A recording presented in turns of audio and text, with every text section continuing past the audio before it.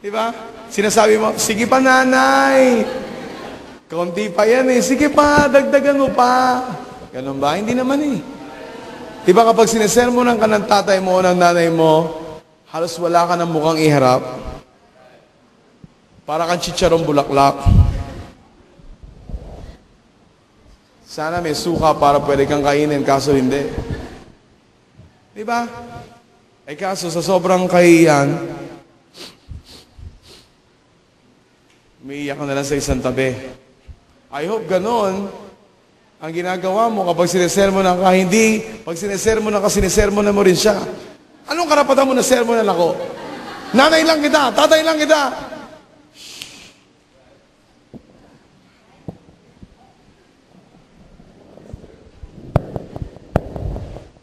Amen.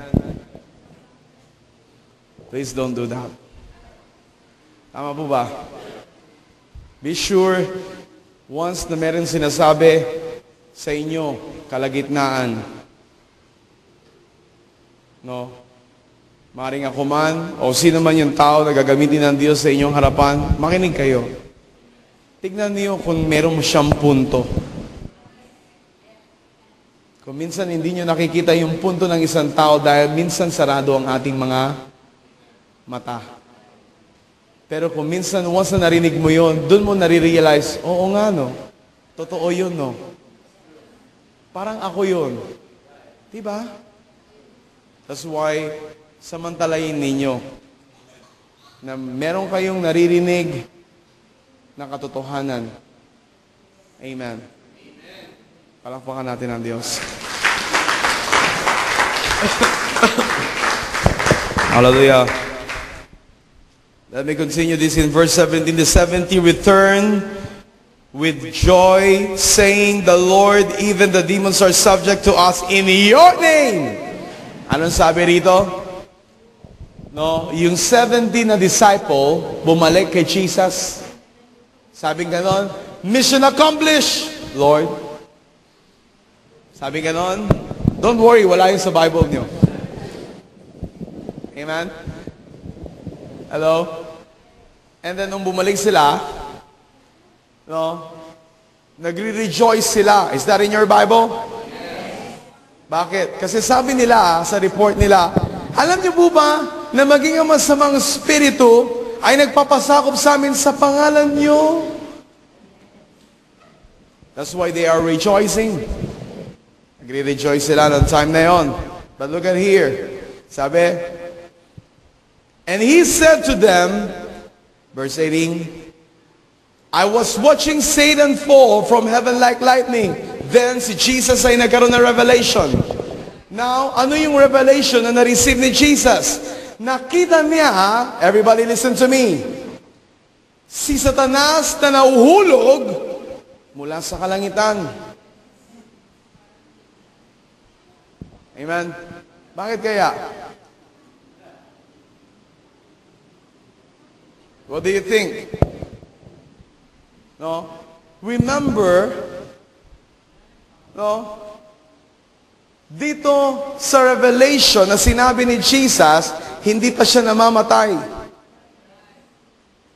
Tama po ba? Tama ba?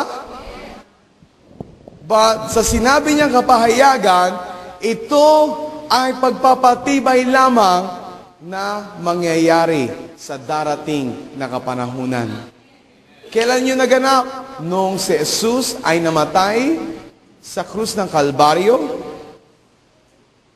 Are you with me? At pagkatapos ng 3 araw, siya ay muling nabuhay. Now, if you remember one time, no, sinabi ko sa inyo, in 3 days, ano kaya ang ginawa ni Jesus nung siya ay patay? Obviously, that is not in your Bible, but I can show it to you. Amen? Amen? First, in the book of Revelation, sinabi doon, in chapter 1, I think that is in verse 10. Is that in verse 10? Open your Bible.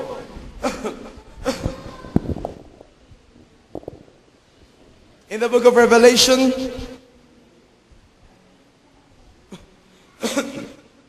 chapter 1, verse Sorry, it's not verse 10, it's verse 18, but chapter 1. Amen? Sabi dyan, and the living one. Sino yung living one? Jesus, and I was dead. And behold, I am alive forevermore. Anong sabi niya? Ako ay buhay magpakailanman. And now look at here. And I have the keys of death and of Hades. Did you get this?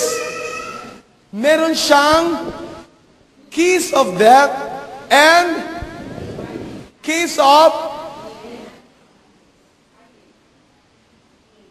Come on. Ano yung dalawa? Keys of death and keys of Hades. Tama ba? Na dati-rati ito ay hawak. Are you with me? Ng kasalanan. Amen? Tama po ba? At maging ng Hades. No? Now, anong ginawa niya? When he received that key, no? Paano niya pala yun unang kinuha? First, sa kanyang kamatayan, listen to me. No? Siya na namatay, no? Ay kinuha ang alin? Ang susi ng kamatayan. Ibig sabihin, wala nang puwang ang kamatayan sa buhay ng mga tao na paghaharian niya. That's why the keys of death. Are you with me? Are you with me? And the second key is what? The keys of Hades. Remember, you know what? During sa panahon o bago pa ng kamatayan ni Jesus, mula sa mga naunang pinabanal na tao, sila ay nandoon din saan? Saan? Talk to me. Abraham bosom. Remember that? Where is that? No, in the book of what? In the New Testament. Amen? Sa time, Nino? No? Tinitignan ko lang kung naaalala nyo pa. Ni Lazarus. Amen. Remember nung siya ay namatay, sino si Lazaro? Ano ang nangyaring usapan? Doon sa impyerno o doon sa Hades. Ano ang usapan nila? No? Sabi nga nun ng matabang mayaman, nakita niya si Lazaro at si Amang Abraham na nag-uusap. No, Amang Abraham, nakiusap siya na kung maaari sana, isawsaw man lang sana ni Lazaro ang kanyang daliri at ito ay ipatak doon sa kanyang kinatatayuan. Napipicture nyo na? No? Kung paano yung formation nila before? Amen? Amen. Did you get that? No? But look at here, right after the death of Jesus, no, hawak niya na ang susi ng kamatayan, hawak niya na ang susi ng Hades o impyerno. Siya ang nagbukas nito. Hello? Are you with me? That's why, can you imagine, listen to me, church, kung ano ang ginawa ng Panginoon Kristo. And look at, no, in the time of Job, si Satanas, sabi sa Biblia, that is in the book of Job chapter 1, ay akyat manaog saan? Sa kalangitan. But listen, in the New Testament time, mismo, no, si Satanas, sabi ng Panginoon Kristo, ay nahulog, nakita niya na nahulog mula sa langit, patungo saan? Sa sangkalupaan. Is that in your Bible? Can you imagine why? It's because sa pamamagitan ng kanyang banal na dugo, listen to me, nilinis niya ang kalangitan. Amen? That's why wala nang kapangyarihan si Satanas na siya ay muling umakyat sa kalangitan. Dahil sa banal na dugo ng Panginoon Kristo na kanyang pinanlinis dito, pinawalampisan niya ang anumang kapangyarihan ni Satanas. That's why sa kanyang kapahayagan na nung sinabi niya, nakita ko si Satanas, katulad ng isang kidlat na nauhulog mula sa langit. Sa madaling salita, katapusan ni Satanas. Saan? Sa kanyang paglalagi sa langit o sa kalangitan or in the heavenly places. Did you get this? I don't want to dwell here. Amen? But kinailangan kong sabihin to sa inyo, why? It's because para maintindihan ninyo at ma-picture nyo sa inyong kaisipan, ito pala ang ginawa ng Panginoon Jesucristo. That's why walang kapangyarihan sa inyo si Satanas. Hello. I will show it to you. In verse 19, behold, I have given you authority to tread on serpents and scorpions and over all the power of the enemy, and nothing will injure you. Ano sabi niya sa 70 disciples?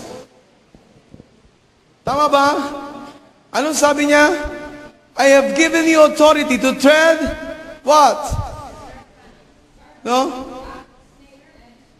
To tread on serpents and scorpions and over all the power of the enemy, at maging sa lahat ng kapangyarihan ng kaaway. Binibigyan kita ng kapangyarihan at otoridad. Tama ba? Sino ang binibigyan niya? Yung mga disciples ba? Ha? But what do you think? Ano ba itong mga disciples na ito? No? In the physical or in the natural, ang stature nila, ang kanilang status, maaaring sila ay disciple ni Jesus. But don't you know what? In the spiritual aspect, or in the spiritual side, meron silang tinatawag na spiritual stature. Hello? Ano ang sabi dito? Here, look at here. In verse 20, nevertheless, do not rejoice in this, that the spirits are subject to you, but rejoice that your names are recorded in heaven. Sabi ganon, no? Ganun pa man, huwag kang mag-rejoice sa ganitong bagay. Amen? Na ikaw ay nagpapasunod ng mga spiritu, o sumusunod sa iyo ang mga spiritu, o nagpapasakop sa iyo ang mga spiritu. Subalit magdiwang ka na ang iyong pangalan ay nakatala o nakasulat sa kalangitan.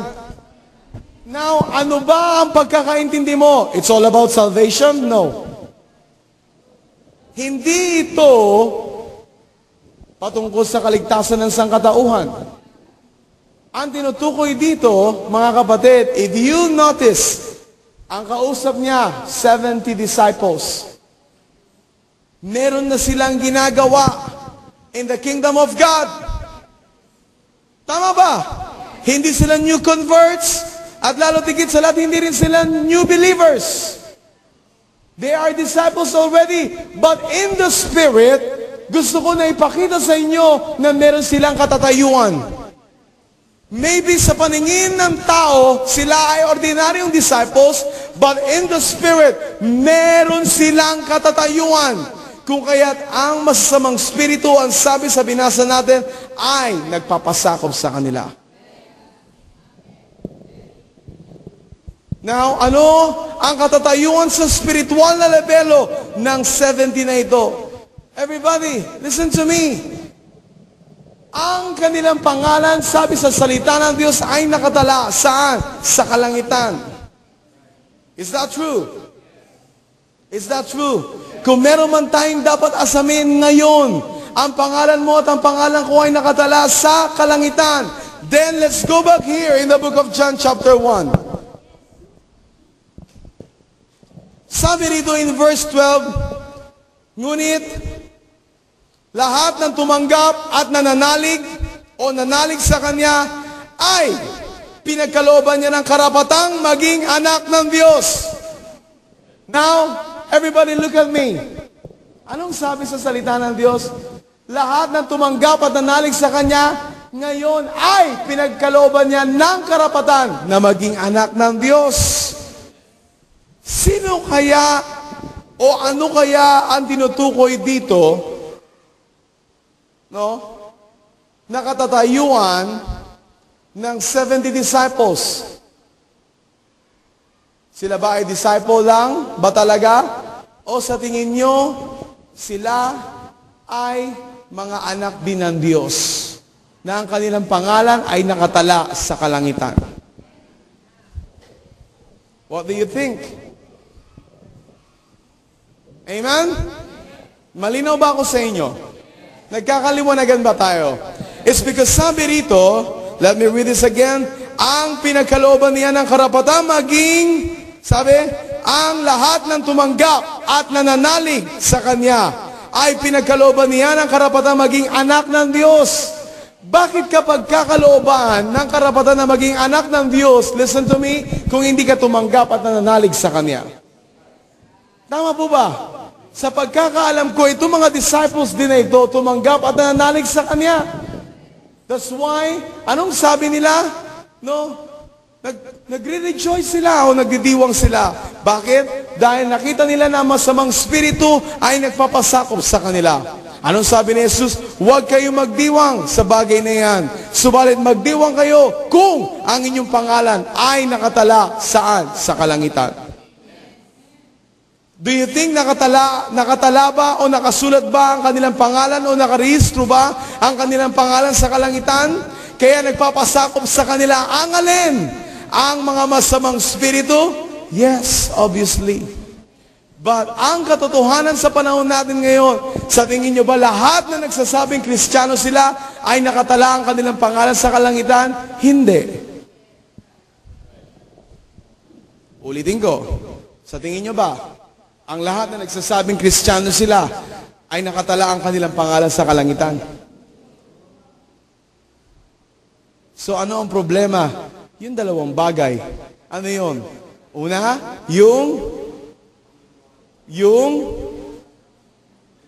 anong problema? Pagtanggap mo sa Kanya?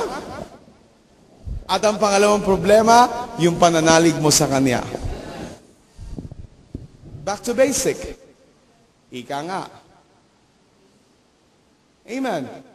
Dahil kung ang dalawang bagay na ito ay may problema, paano mo sasabihin sa mga tao, anak ako ng Diyos? Malinaw ba?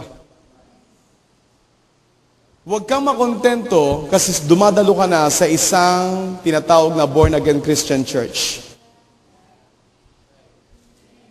Dahil mismo ang pangalan ng Golden Harvest, hindi ka maliligtas. Tapatan lang. Malinaw po ba? Makontento ka kung ang pangalan mo ay nakatala saan? Sa kalangitan. Ngayon, ano ngayon ang testing natin? Para masabi mo na ikaw ngayon ay nakatala sa kalangitan. Sa madaling salita, no? Rehistrado ka. Amen. Sa kalangitan. Amen. Amen. Hindi ka kolorum. Diba? Diba yung mga jeep na tumatakbo tawag sa kanila kolorum? Pero tawag nila sa kanila pampasaherong jeep. Oh. Come on. Tama ba? Diba? Pero bakit may mga tila kolorum? Diba? Hindi sila nakarehistro sa LTO. Eh bakit kaya sa Kristiyano, tingin nyo wala rin kolorum? Marami! At yan ang halos laman ng karamihan ng simbahan ngayon. That's why ang simbahan ay walang kapangyarihan. Para saan? Para palayasin ang masasamang spiritu na namumugad sa iba't ibang lugar na merong mga Kristiyano. Nakikita nyo o hindi? Kung ano ang sinasabi ko sa inyo. Malinaw ba ako o hindi? Now, alam nyo na, diba, na sa darating na mga linggo, tayo ay hahayo. Kasama ba kayo doon o ako lang? Eh bakit tahimik kayo? Ulitin ko. Diba sa darating na panahon o linggo, tayo ay hahayo. Okay. O ibig sabihin, hindi pala ako mag-isa. Ibig sabihin pala, kasama ko kayo. Okay, so ganyan ang usapan, di ba? Kasi kung ang usapan, ako lang, I-record ko na lang yung preaching ko, tapos pakikinggan ko na lang. Mag-isa. Tama ba? Diba? Anyways, let's go back.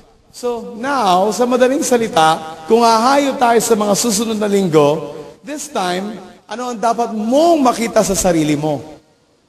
Ipinakikita sa iyo ng Diyos, ito mga bagay na ito, ang iyong pagtanggap sa Kanya at ang iyong pananalig sa Kanya. Ito pa rin ba ay intact sa buhay mo? Intact pa rin ba talaga ito sa sistema mo? O ito ay, alam mo na, diba? Intact-intakan lang. Hello? Diba? Tama ba? So, willing ba tayo na bumaba? But by the way, bago tayo bumaba, do you think, na ang Diyos ay kasama natin? Ang kalangitan ay kasama natin? Once na nagsimula ka, magsalita, magpahayag, makikinig sa iyo ang mga tao, paano kung hindi sa'yo makinig? Anong gagawin mo? Ayoko na, pastor. Hindi naman nakikinig itong mga to. Please don't do that to yourself. Hindi mo kinakailangan mamili ng mga kaluluwa. Amen. Ang Diyos ang magbibigay sa iyo ng mga tamang tao para mabahaginan mo sila ng buhay ni Kristo. At once na binigyan ka nito, sa iyong harapan, samantalayin mo ang pagkakataon na maibahagi mo sa kanila ang iyong buong buhay mo. Amen. Huwag mo nang palagpasin. But please, huwag mong lokohin ang sarili mo. Tama ba? Sabihin mo lang yung pawang katotohanan kung paano mo nakilala at tinanggap si Kristo sa buhay mo. Amen. Amen. Can we do that? Are you sure? Now look at here. Amen? Malinaw ba sa atin? Na dapat pala na ang pangalan natin ay rehistrado sa kalangitan? Are you sure? That's why wag na wag kayong papayag na ang inyong pangalan ay hindi nakatala sa kalangitan. Malinaw ba? Malinaw ba ako sa inyo? Maaring noon, hindi nyo alam, ngayon, alam mo na. Ibig sabihin, this time, binigyan ka ng karapatan ng Diyos na saan? To trample the scorpion demons and the serpent demons and all the power of the enemy. Ano daw yung binigay sa iyo? Power and authority. Tama po ba? Para ilampaso ang mga demonyito at demonita na ito. Saan? Sa inyong mga kanya-kanyang mga lugar. Tama po ba? Huwag kang mag-rejoice kung nakikita mo yung mga demonyo at demonyita doon.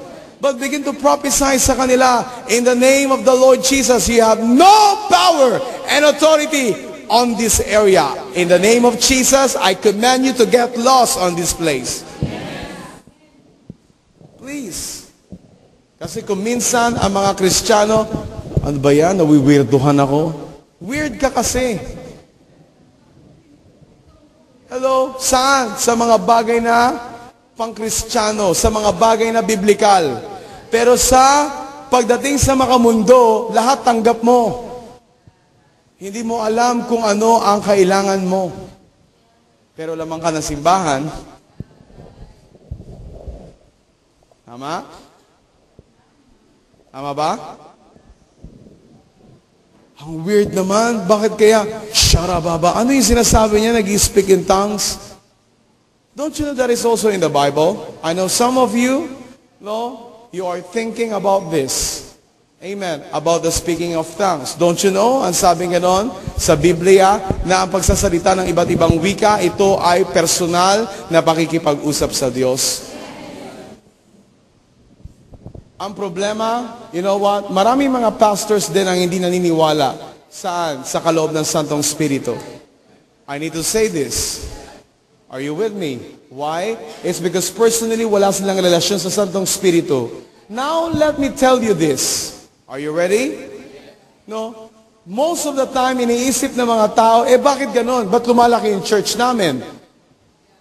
Kung sa tingin ninyo, wala ang Diyos sa aming panig. I will give you this to you. Are you ready? Are you ready? I think you are not ready. Are you ready for this? No? The reason kung bakit, you know what, mayroong mga naglalakihan ng mga ministry or churches na maaaring sinasabi ko sa inyo ngayon ang ilan sa kanila wala doon ang presensya ng Diyos for one reason. Why? Ano yun? It's because they have the system. They have the system only. Don't you know, sa pag-establish ng isang business, with or without God, lalago yan if you have the system. Don't you know that? Especially if you have the proper system. Amen. It's the same. No? In the line of many churches today. Are you with me?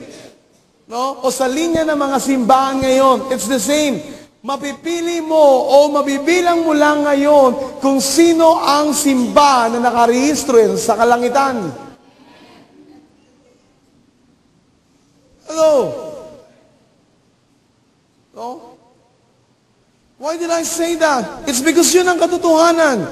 Hindi ibig sabihin may krus, hindi ibig sabihin mayroong pintuan, simbahan na yun. Don't you know na hindi ganun ang simbahan? This time, you know what? I am trying na mabago ang inyong kaisipan. Na ang kaisipan na marami sa inyo pag sinabing simbahan, kailangan may krus. May krus ba rito? Wala naman eh. Tama ba? May sausawan. Ba't sabaw na lang natira?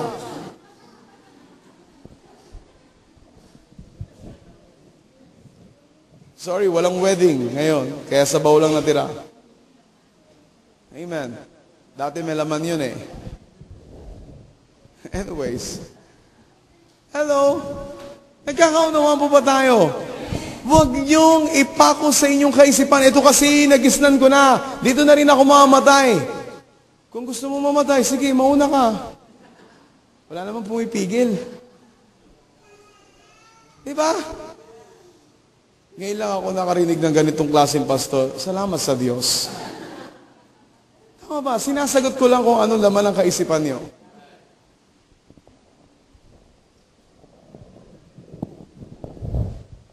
Amen? Why? Listen, tinutulungan ko kayo na maging malaya. It's because ang kaisipan ng mga tao, most of the time, you know what? Para maniwala sa'yo, kailangan malaki ang church mo. Sino may sabi sa'yo? Don't you know, sa time ni Moses, listen to me, nung si Moses ay nasa bundok ng Diyos, habang siya ay nakikipag-usap sa Diyos, mismo yung mga tao na bagot. Tama ba? Ang tanong, no? Nagawa ba nilang sumamba sa ibang Diyos? Talk to me. Nagawa ba nila na sumamba sa ibang Diyos? Yes, sa kabila ng pagpapalaya ng ginawa sa kanila ng Diyos ni Moses. Ang tanong, bakit nila nagawang sumamba? For one reason. Gusto niyo malaman? First, no, iba yung desire ng puso nila. Religious lang sila. Pero hindi ibig sabihin na gusto nilang tunay na makilala ang Diyos sa buhay nila. That's why kung meron mang isang bagay na dapat mapalaya ngayon sa buhay ng maraming Kristiyano, yung spirito ng relihiyon. Tama ba? Hanapin mo ang totoong Diyos. Dahil isa lang, nag-iisa lang sa mundo ang tunay na Diyos. Ang problema kasi, listen to me, mismo ang mga Kristiyano sinasabi rin, okay, no, listen, wag nating i-win yung ibang mga mananampalataya o yung ibang nasa sekta o yung ibang nasa relihiyon para lang sabihin sa kanila, pareho lang naman tayo ng Diyos na sinasamba. Don't do that. Dahil magkaiba, whether you like it or not. Bakit ko nasabing magkaiba? Yung bang ginawang guyang ginto? Nino ni Aaron at yung kapatid ni Moses kasama ng mga Israelita na kanyang pagsamantalang iniwanan, iisa lang sa Diyos na pinaglilingkuran ni Moses? Hindi yata. Makatarungan yon. Tama ba?